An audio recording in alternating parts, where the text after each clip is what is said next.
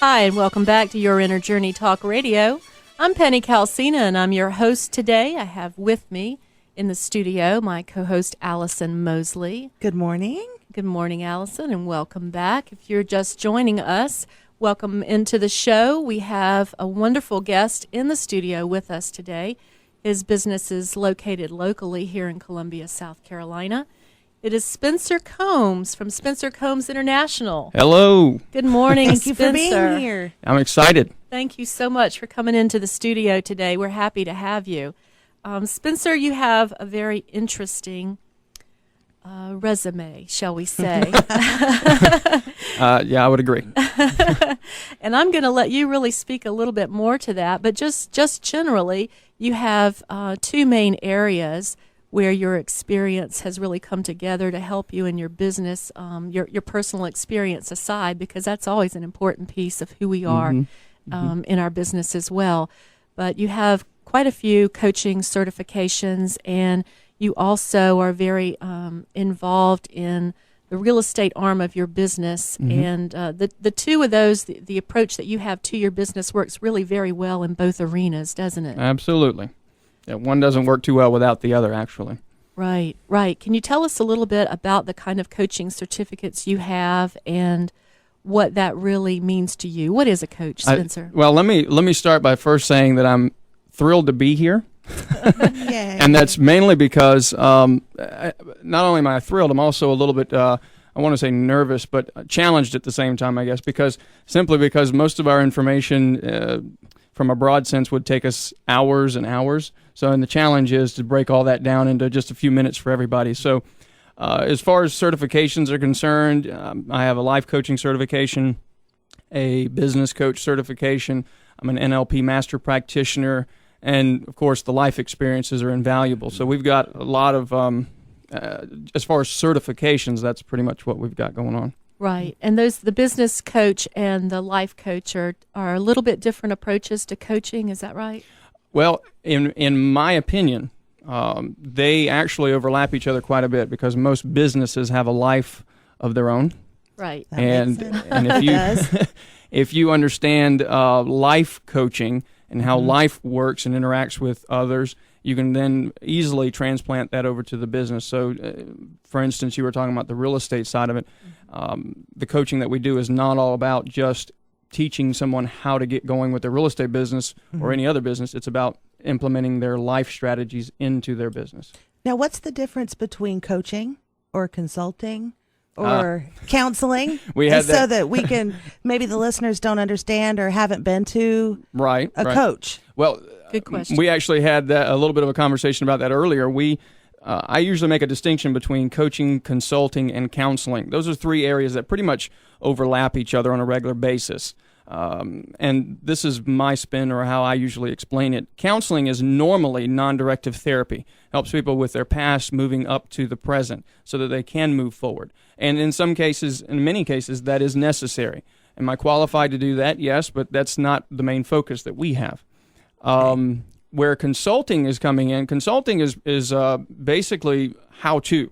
If you're looking to start a business from the ground up, then you can go get a consultant and they will tell you exactly what to do. Do this, do that, step for step. These are the things you should do. That's consulting. And a lot of these how-to books are pretty much consulting. For the most part. Now, coaching is more what we would refer to as directive therapy. Okay. Getting people to take a particular picture of themselves or where they want to be, get very clear on where they want to go, and then get them to become who they need to become. Because coaching and goal setting, those types of things, have nothing to do with a goal. It has everything to do with who you have to become. Okay. So that's what coaching is about. Sounds to me, Spencer, like you just said that your inner journey is very important to becoming who you really want to be in the world through coaching, too. That really addresses that inner part of you. And that's an important piece that sometimes is missing in other kinds of approaches. So that seems very supportive, very round. It's that business approach that we were talking about a few minutes ago, and also that you and I had a conversation around, that businesses that really care about the whole individual, that Definitely. really want to know how they're coping with their life, and are they Exactly. are they happy? Do they have the tools they need to be the best person possible? Speak a little bit about that. How businesses can really support their employees in being more happy, more productive. Let me throw this out. I've probably got a lot of real estate people that are listening. I was just sharing with you just a few minutes ago before we got on the air that the company that I work with here in town, that's Keller Williams, they part of the reason why they have such incredible forward momentum is because of the culture that they cultivate, which is a very supportive environment. They believe God first, family second, and then business. And because of that, that's what makes my job as a coach much easier, because everybody's on the same page where that's concerned. And when I come from a business coaching perspective, we're going to talk about business, we're going to talk about numbers, we're going to talk about how you need to do what you need to do. But if that bigger picture doesn't actually envelop you as an individual, your business is going to go away without you. Right. I'm not exactly sure if that answered your question. Yes, It does. Yes, it did. And what I find is interesting, too, is the idea that the employees would feel that sort of philosophy in a business and would feel that that was a valued part of them, because that's not always true in a lot of corporations. That is so true, definitely. Most of the challenges that I actually find when I go into a company that they say we've got real challenges, most of the time I've got to go from top down. I got to find out, I've had people say, well, how can we get more people into our organization, or how can we attract better talent? My usual response is, well, tell me what you're doing for the ones you've got, Yes. and I'll tell you why the other ones would want to be a part of it. That's really great. And are they surprised that you asked them that?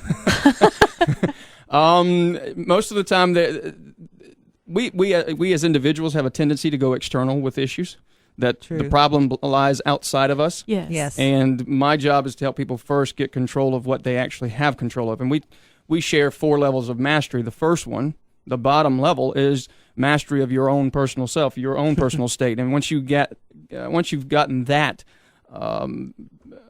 higher level of mastery, if you will, then you can go on to the next level, which is then you're affecting another person's state. Right. Right. So are you going to share a little more with us about those 4 levels of mastery, or you want to save that till later on? That's something we actually go into when we talk. That's one of the things we do at our 3-day core intensive. Oh, yes. We can't fit that into a few minutes, I No, guess.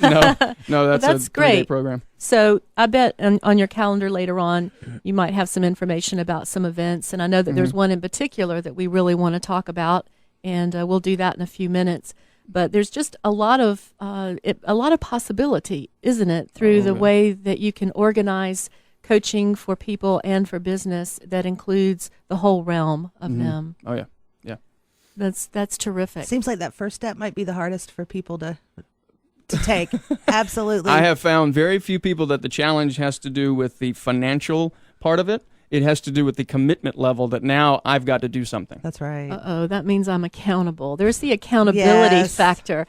That seems to come up a lot in a lot of the tools that we talk about, Spencer, is the idea that you're actually responsible and accountable. And that accountability, we talk about accountability at our 4-hour empowering event. That's happening next. That's happening next month. And the free guest event is something we'll talk about a little bit later. But at the empowering event itself, we talk about the 3 levels of accountability. One being accountable to yourself, Yes. raising your own personal standards, because you're not going to break through the glass ceiling unless you raise the floor of your standards. True. And then the second level is being held accountable individually, such as a coach. And then you have a social level of accountability also, which is to society and to those around you. That's great. That's great. Well, I'm looking forward to hearing more about your free event coming up. It's can we give the website already so Sure, people sure. can take a look Yeah. at it? I'm excited about it, so I'm ready just to blurt it There all you out go. here. It's exciting.